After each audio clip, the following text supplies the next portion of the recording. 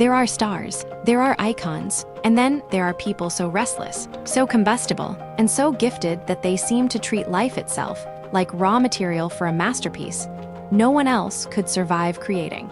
Kanye West was never simply a rapper. He was never simply a producer, never simply a celebrity, never simply a designer, never simply a provocateur. He was a force field. He walked through culture as if ordinary categories were beneath him, as if music, fashion, fame, religion, politics, and spectacle were all parts of the same unfinished empire, waiting for him to claim them. He did not want success the way most people want success. He wanted scale. He wanted myths. He wanted to become one of those rare modern figures whose life feels too dramatic, too contradictory, too oversized to belong entirely to reality. And for a long time, against all odds, he did. That was the mystery and the danger of Kanye from the beginning. He seemed to understand instinctively that talent alone does not make you immortal. Plenty of people are talented. Plenty of people can write, sing, produce, perform, or create. But mythology is different. Mythology is what happens when the art, the ego, the suffering, the public image, and the timing all fuse together into something bigger than a career. Kanye was not trying to make songs and then live a separate life. He was trying to make his life part of the art and his art part of the life. Every album felt like a state of mind. Every public outburst felt like a twisted sequel to a verse he had already written. Every reinvention arrived with the confidence of a man who believed he had not changed costumes, but evolved into a higher form of himself. That self-belief was central to everything. It made him extraordinary. It also made him dangerous. Because once someone spends enough years being right about their own greatness, once the world starts rewarding the most extreme version of their ambition, once every room they enter begins to rearrange itself around their presence, something starts to happen. Confidence becomes identity. Identity becomes armor. Armor becomes isolation. And isolation, when mixed with money, fame, sycophancy, unresolved grief, artistic obsession, and emotional instability, can become a kind of private weather system. Kanye did not merely experience his feelings. He amplified them, staged them, weaponized them, and converted them into public events. If he was hurt, the world was going to hear about it. If he felt disrespected, the room would not remain calm. If he believed he had seen something before everyone else, he would not lower his voice to explain it. He would shout over the entire culture until it turned and looked at him. And yet what kept people from dismissing him outright, even through years of spectacle, scandal, and exhaustion, was the undeniable force of the work. Underneath the noise was a level of instinct that almost nobody could fake and almost nobody could match. Kanye could hear things before the rest of the world was ready to hear them. He could take sounds the industry thought it understood and pull fresh emotions out of them. He could make rap more intimate, more melodic, more theatrical, more vulnerable, more stylish, more unstable, and more ambitious all at once. He could sample old soul records and make them feel like destiny. He could turn heartbreak into futuristic confession. He could turn self-hatred into a stadium chant. He could build beauty out of vanity and pain out of ego. Again and again, the world looked at his behavior and thought, enough, and then he made something so alive, so ambitious, or so emotionally exact that the conversation had to restart from the beginning.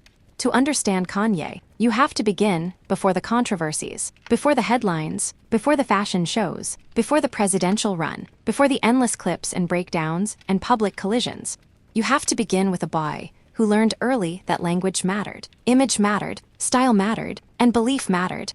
Kanye West was born in Atlanta, but Chicago shaped him. The city gave him tension, contrast, and perspective. He was not born into a simple cliché. His father, Ray West, had been involved with political struggle and worked as a photojournalist, while his mother, Donda West, was an English professor whose intelligence and discipline helped anchor the world around him. After his parents divorced, Kanye was raised mainly by Donda, and that relationship would remain one of the deepest emotional currents in his life. She believed in him in a way that seems almost prophetic in hindsight.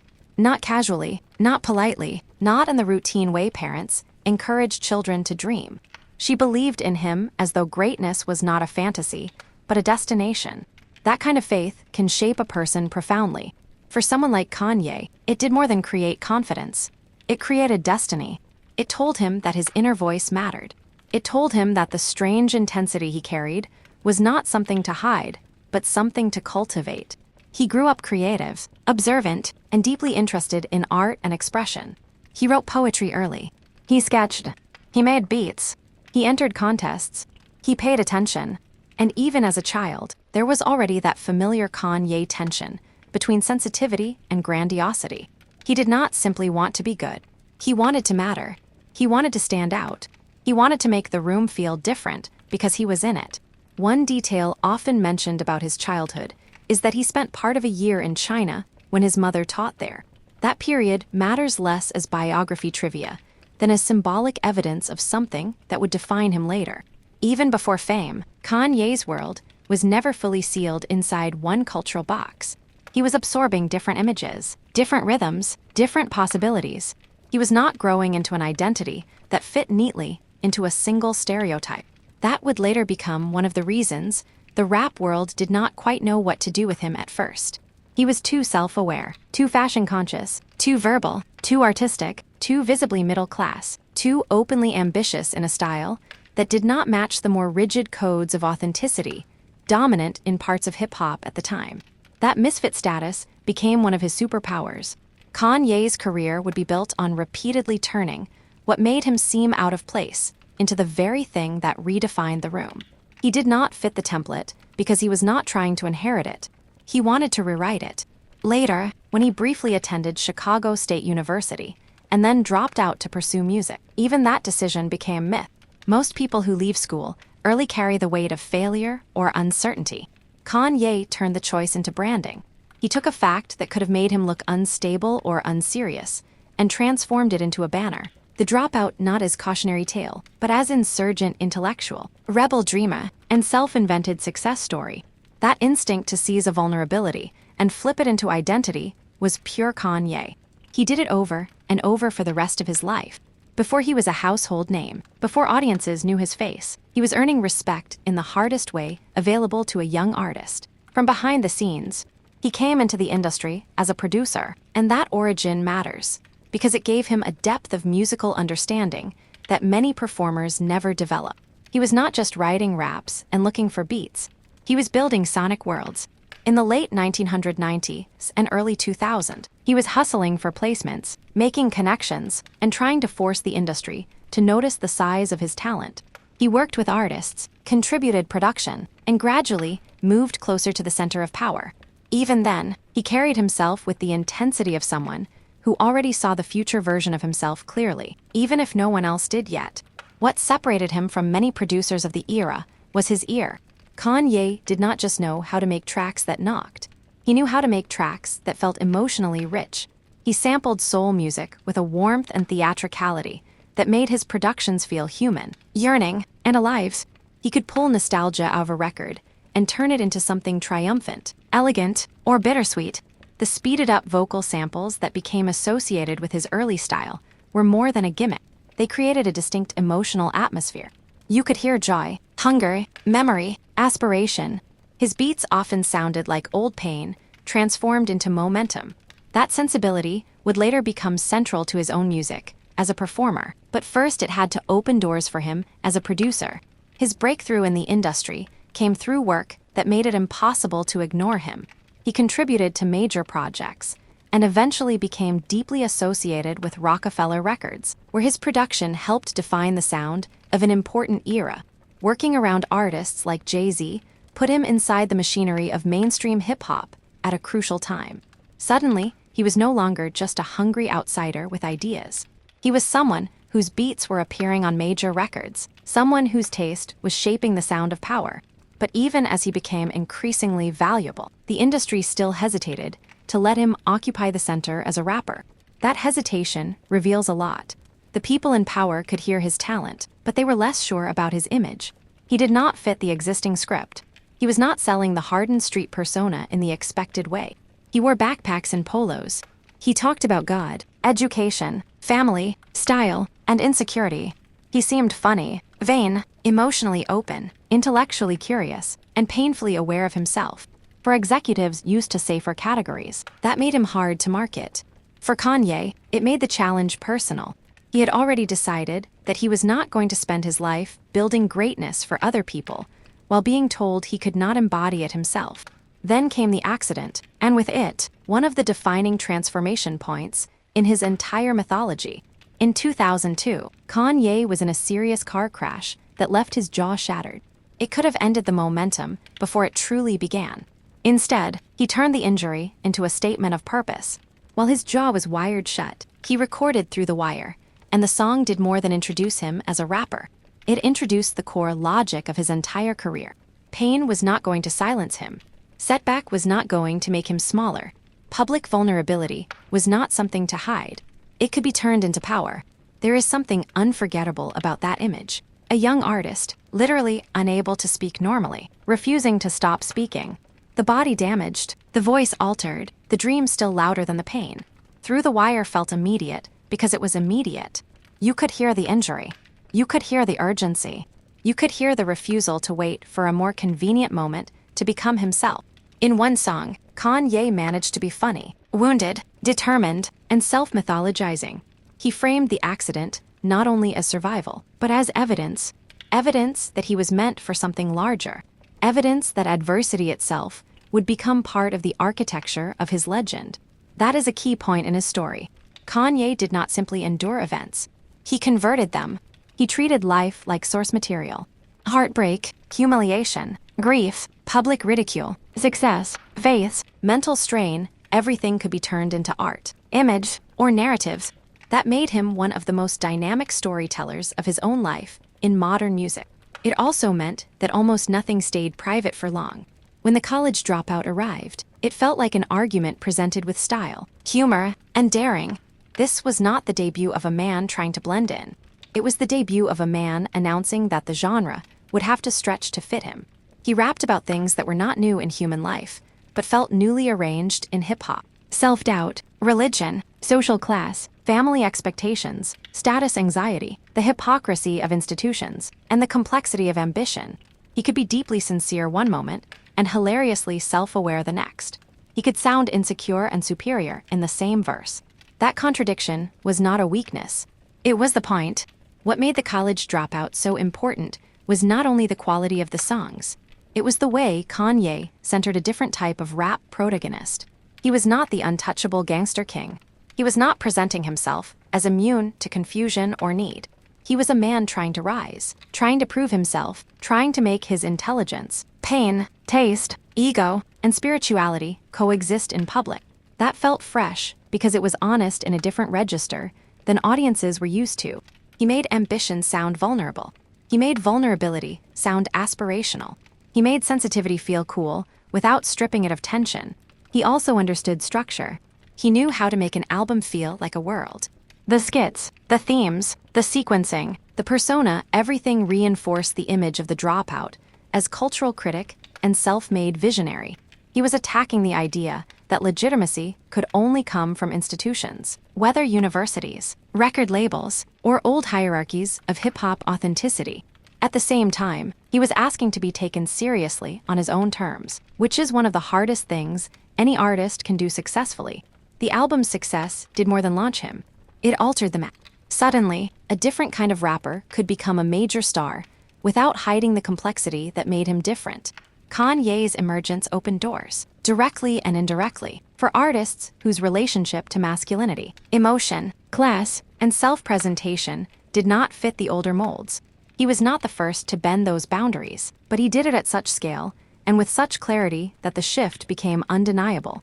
And fame changed him fast, or perhaps more accurately, it gave the already existing intensity in him a far larger amplifier. Kanye was not the sort of person likely to become modest under public praise. Recognition only confirmed what he already suspected about himself. He was gifted. He was special. He was meant to operate at a level beyond the ordinary. That belief can be intoxicating when the world keeps rewarding it.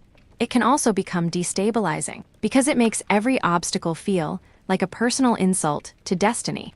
Late registration expanded his sound and deepened his authority.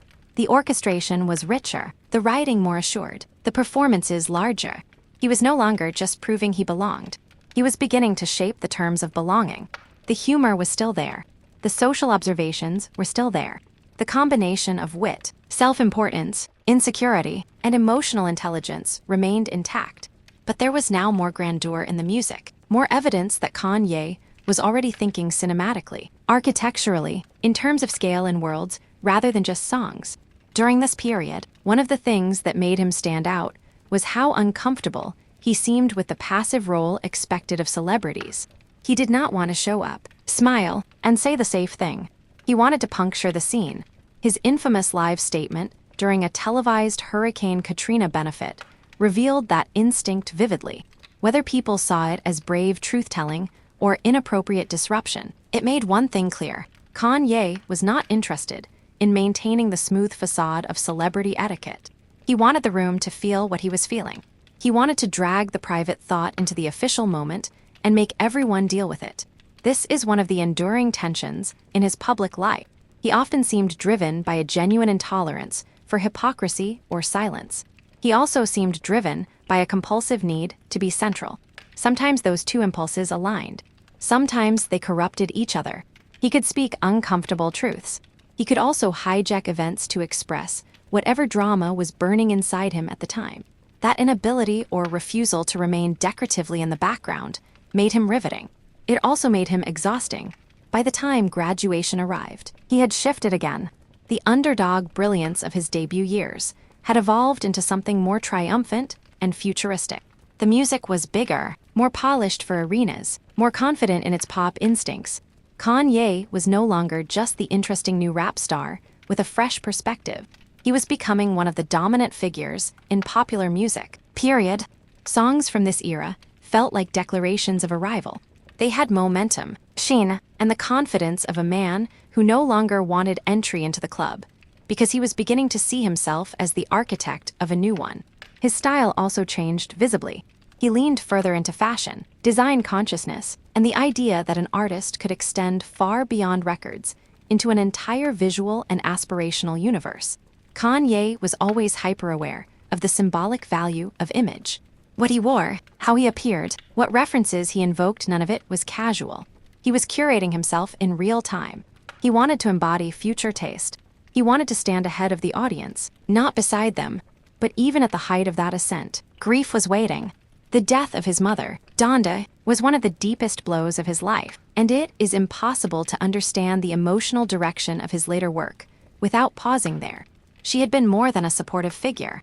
She had been emotional grounding, language, nurture, and belief. Her absence did not just leave sadness. It seemed to destabilize the internal balance of his world. For someone whose entire life was already built on intense feeling and mythic self-understanding, such a loss was seismic. When 808's and Heartbreak arrived, many listeners were startled.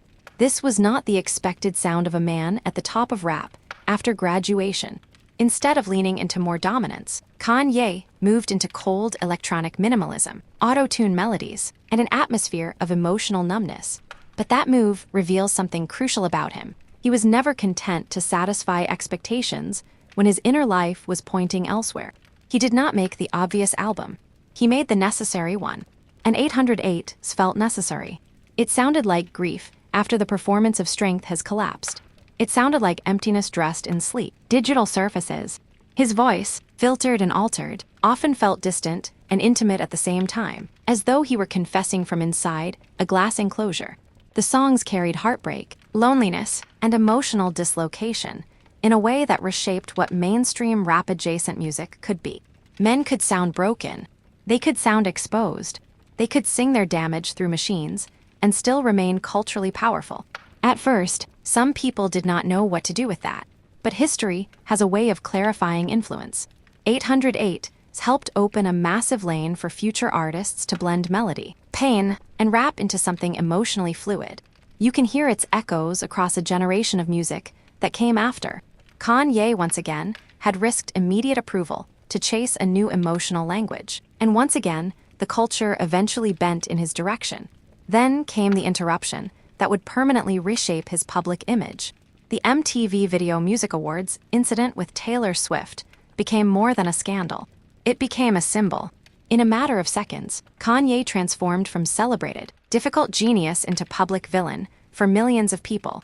The image was simple enough to travel everywhere. a young woman onstage, a career moment unfolding, and Kanye storming in because he could not bear not to occupy the center. It crystallized the worst suspicions people had about his ego.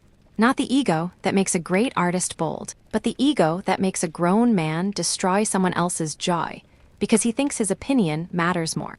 The backlash was brutal. Suddenly, everything people had tolerated because of the music felt harder to excuse. He apologized, withdrew, resurfaced, explained, apologized again. But the damage had already entered the bloodstream of pop culture. For years afterward, the phrase "I'ma let you finish" would be shorthand, not only for that incident, but for the entire Kanye problem. Extraordinary talent, infected by extraordinary self-involvement. And still, somehow, he turned that collapse into one of the most acclaimed albums of his life. My Beautiful Dark Twisted Fantasy was not just a comeback. It was a transformation of scandal into opera. The album felt huge because the emotional stakes behind it were huge. Fame, shame, lust, self-hatred, power, excess, longing, narcissism, guilt, it all poured into the music. He did not try to make himself small or apologetic.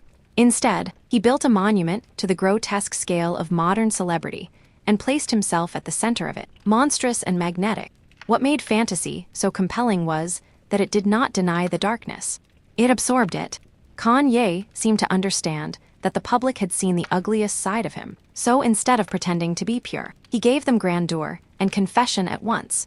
The album staged him as both king and cautionary tale, both genius and self-created disaster. That kind of self-awareness, when paired with production of that level, made the work nearly impossible to dismiss. He had found a way to make public shame aesthetically fertile. This pattern catastrophe, followed by reinvention, became one of the defining rhythms of his life. He would push too far, face collapse, retreat into work, and return with a new version of himself. Sometimes the return felt triumphant. Sometimes it felt unsettling.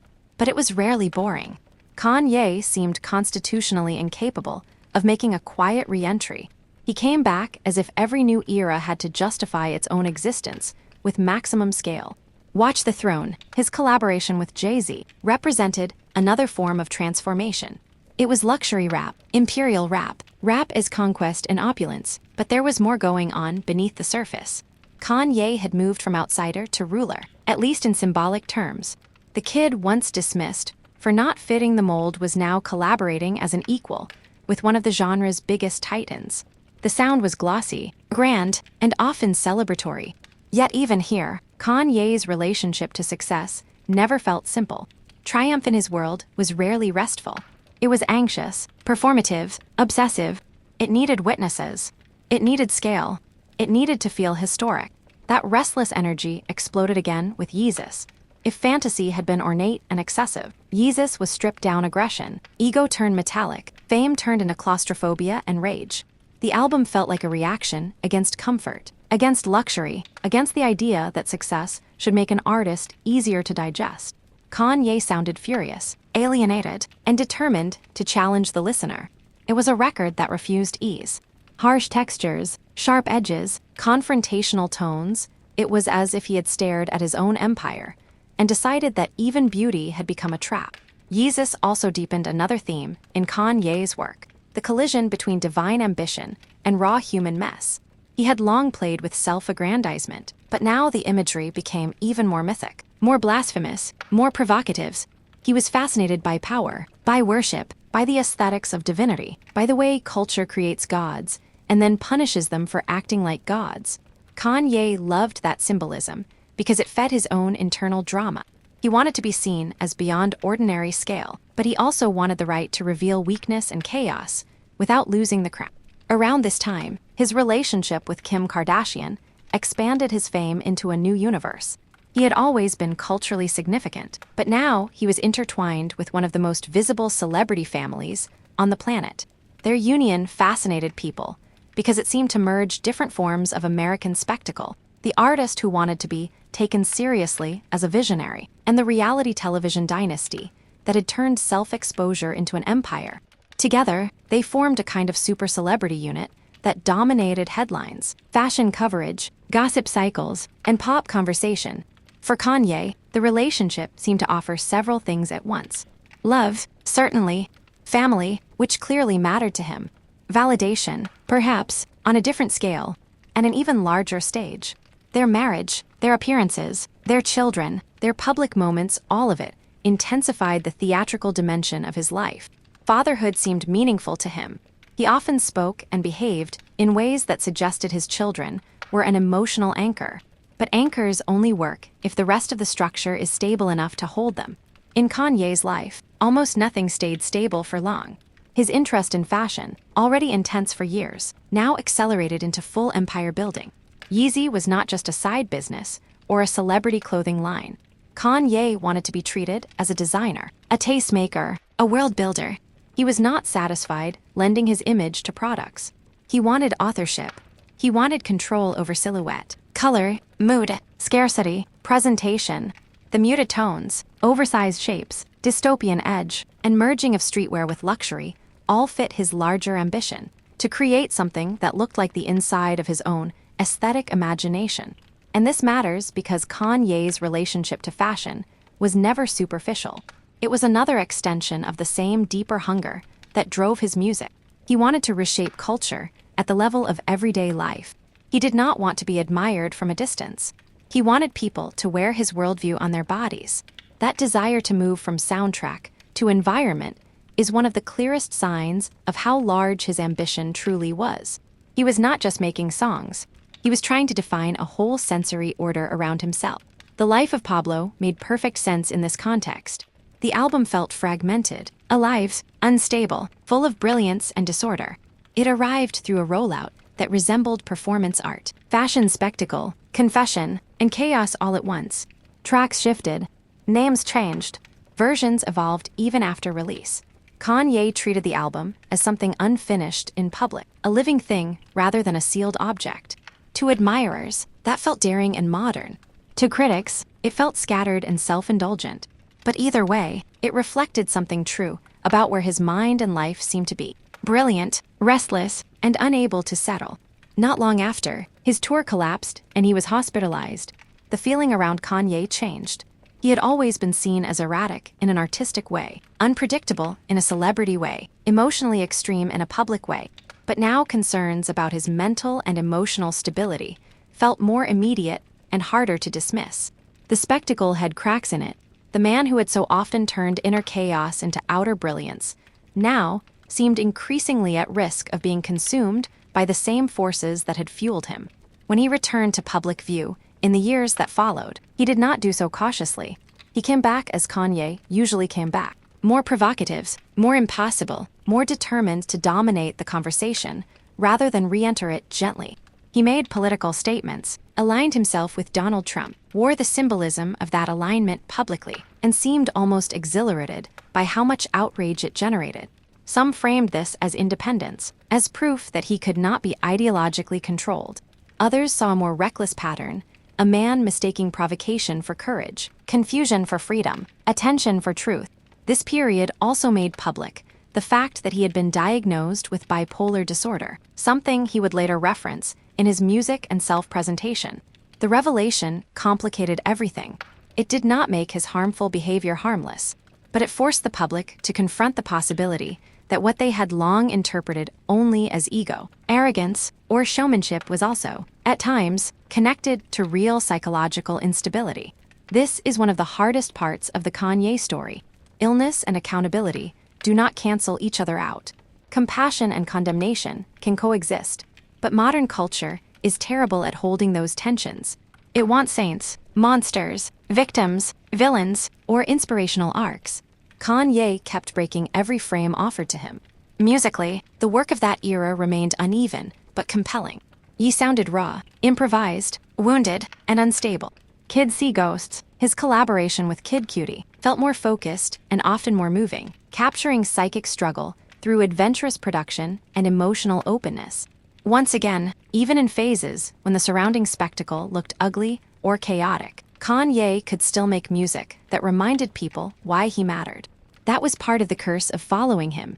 He kept giving listeners reasons not to fully abandon him, even when abandoning him seemed morally appealing. Then came the spiritual turn. Sunday service, gospel choirs, public declarations of religious awakening, and eventually, Jesus is King suggested a new Kanye, or at least a new emphasis in the ongoing reinvention. Faith had always existed somewhere in his work, sometimes sincerely, sometimes theatrically, often both, but now it moved closer to the center. He spoke more openly about Christianity, redemption, and moral change. The music reflected that. The performances reflected that. The imagery reflected that. But with Kanye, even redemption came wrapped in spectacle. He did not become religious quietly. He staged faith. He aestheticized it. He folded it into fashion, performance, and myths. That does not mean it was fake. In fact, one of the most difficult and interesting things about him is that he often seemed deeply sincere in each phase while he was living it. He believed intensely. The problem was that his beliefs did not always remain stable, and they often operated inside the same oversized ego structure that governed the rest of his life. He could seek God with the same totalizing energy with which he had once chased fame, fashion, or dominance that produced moments of genuine beauty and moments of deeply unsettling self-mythology. His presidential run followed, and in some ways, it was the most unsurprising surprise of his life. Of course, Kanye would eventually aim for politics. Of course, a man who had already tried to reshape music, fashion, and celebrity culture would imagine himself entering the largest symbolic arena available. The campaign was not electorally serious, but that almost misses the point. It was serious psychologically. It revealed how completely Kanye had come to view himself as a figure of historic destiny, rather than merely artistic significance. He was not content with being influential. He wanted to behave as though all major systems should be open to his intervention.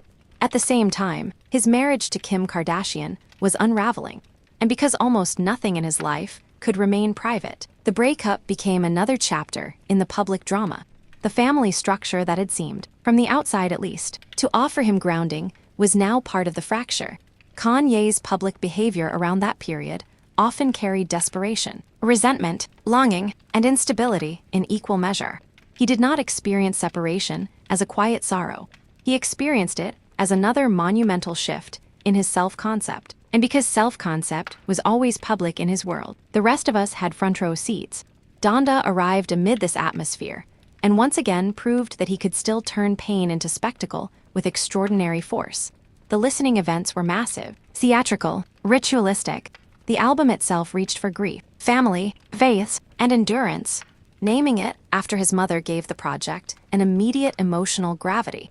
It was as though, years after her death, he was still building cathedrals around that loss, still trying to convert private mourning into a public form large enough to carry it. But as the years progressed, the darker side of the story deepened. Kanye had always thrived on crossing lines.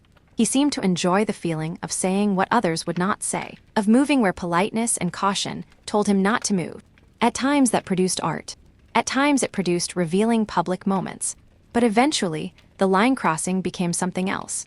The later controversies, especially his increasingly anti-Semitic remarks and embrace of rhetoric that many viewed as deeply hateful, altered his public standing in a more severe way than earlier scandals had.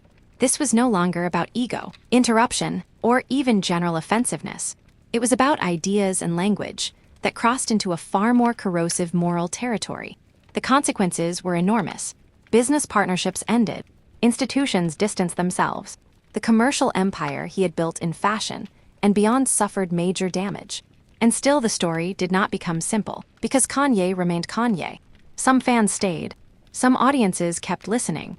Some people insisted on separating the art from the man. Some argued that his mental state explained, though did not excuse, the collapse. Others concluded that the line had been crossed permanently. This is one of the central tragedies of his biography. He spent years building a legacy so large that it was hard to imagine it being undone. Yet his own actions repeatedly placed that legacy under assault. He was not brought down by lack of talent. He was not silenced by irrelevance. He was endangered, again and again, by his own need to push further, say more, shock harder, dominate every frame, and resist every boundary. It is one thing to be fearless as an artist. It is another to become unable to distinguish courage from compulsion. There is also the matter of how the culture participated in all this. Kanye did not become Kanye in a vacuum. He emerged in an era increasingly obsessed with authenticity, confession, virality, and spectacle. The more he blurred the boundaries between art and life, the more rewarded he often was. The more unfiltered he seemed, the more magnetic he became. The more he acted like rules did not apply to him, the more fascinating he appeared to a culture that loves exceptional figures. His rise was not simply the triumph of individual talent. It was also a story about what modern fame wants from artists. Not just excellence, but access, instability, constant reinvention, personal mythology, controversy, confession, and the sense that you are watching a human life burn brightly enough to light up your own screen. Kanye understood that appetite better than almost anyone. He knew that in the age of endless content, being merely admired is not enough. You must remain narratively alive. You must keep the audience feeling that anything could happen next. He did that masterfully for years. The problem is that a life built on escalation becomes very hard to de-escalate. Once the world expects spectacle from you, ordinary self-regulation can start to feel like disappearance. Kanye seemed to fear disappearance almost as much as failure. Silence threatened him. Stillness threatened him. To stop performing the self might have meant confronting a quieter version of himself he did not fully know how to inhabit. That is why so many of his albums feel like ongoing arguments with his own identity. The college dropout says, "I do not need institutional approval to become great." Late registration says, "I can be refined, expansive, and still disruptive." Graduation says, "I have arrived, and I can dominate the largest possible stage." 808 says, "I am shattered, and even my numbness can define the future." My beautiful dark twisted fantasy says, "I am the monster you created, and the genius you cannot stop needing." Jesus says, "I reject comfort, even the comfort of my own success." The Life of Pablo says, "I am unfinished and unstable, and still worth watching." Ye says, "My mind is fraying, and I will put that on display." Jesus is King says, "I want redemption, or at least, I want to stage the pursuit of it." Donda says, "Grief, family, and transcendence still live at my center, even if chaos surrounds everything else." Very few artists have used their discography so explicitly as an evolving autobiography. Even fewer have done it while constantly changing their sonic language.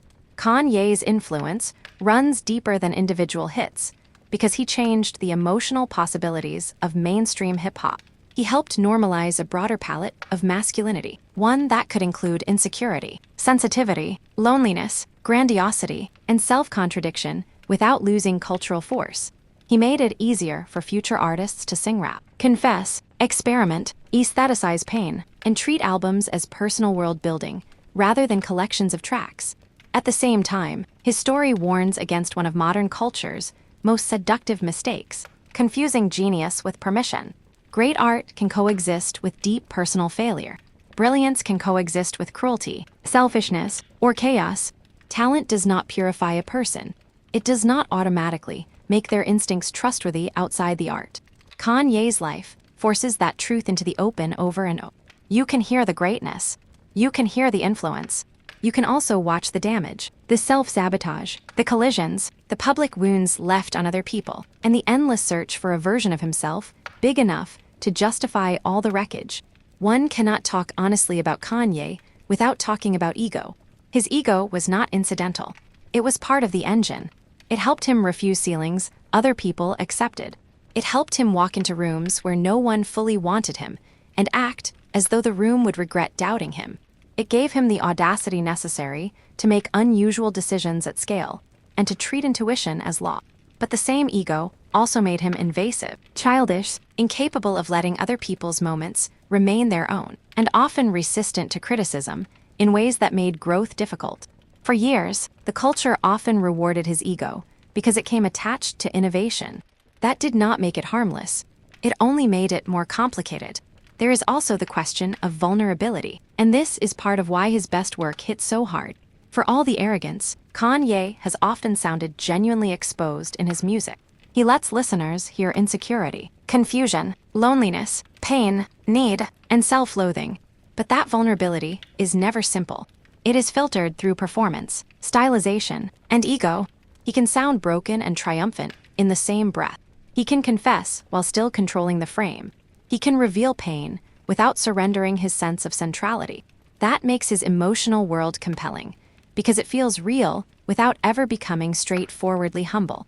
He may be one of the clearest examples in modern pop culture of a person whose strengths and weaknesses were built from the same material. The sensitivity that made him great also made him volatile. The self-belief that made him revolutionary also made him unbearable. The refusal to conform that made him original also made him prone to reckless defiance. The hunger for meaning that led him toward spirituality also fed grandiosity. The need to be seen that fueled his ambition also made him unable to tolerate not being the center. And perhaps that is why his story continues to haunt culture, even when people say they are done with him. He feels unresolved. He does not fit neatly into redemption, cancellation, tragedy, or triumph. Every time it seems possible to summarize him cleanly, some other part of the record pushes back. The music says genius. The headlines say chaos. The interviews say self-mythology. The breakdowns say pain. The business empire says vision. The public collapses say warning. The albums say innovation. The scandals say damage. None of it cancels the rest. There is also something deeply American about his story. The self-invention, the scale obsession, the merging of art, commerce, spirituality, branding, grievance, and politics, the belief that a person can simply declare themselves into a larger reality if they say it loudly enough and monetize it hard enough. Kanye West feels like a product of American excess and American possibility at once. He is what happens when extraordinary talent grows inside a culture that tells people to become brands, overcome every limit, monetize identity, and confuse visibility with importance. He took those instructions more seriously than almost anyone, but unlike many celebrity entrepreneurs, he did not seem satisfied with merely succeeding within capitalism. He wanted transcendence. He wanted to become an object of belief. He wanted his name to signify more than products or songs. He wanted it to signify vision itself. That is part of why he reached so often for religious language, monumental aesthetics, and civilizational scale. He was not content being a star. Stars are replaceable. He wanted to be a phenomenon. And for years, he was. The sadness is that phenomena can consume the people at their center. The larger the Kanye mythology grew, the harder it seemed for Kanye, the person, to exist outside it. Every injury became chapter. Every apology became performance. Every recovery became rollout. Every collapse became content. When your life becomes inseparable from public narrative, where do you go to become ordinary again? And if you have spent years treating ordinary life as beneath your destiny, would you even want to go there? That may be one of the reasons his story feels so unstable. He never appeared interested in shrinking. Even when shrinking might have helped him heal, recover, or rebuild, he seemed drawn, instead, toward more declaration, more stage, more intensity. It is hard to know whether that came from confidence, fear, compulsion, or all three. Perhaps stepping back would have felt like death to someone so deeply fused with his own scale. Perhaps silence would have required a confrontation with grief and vulnerability, too raw to stage.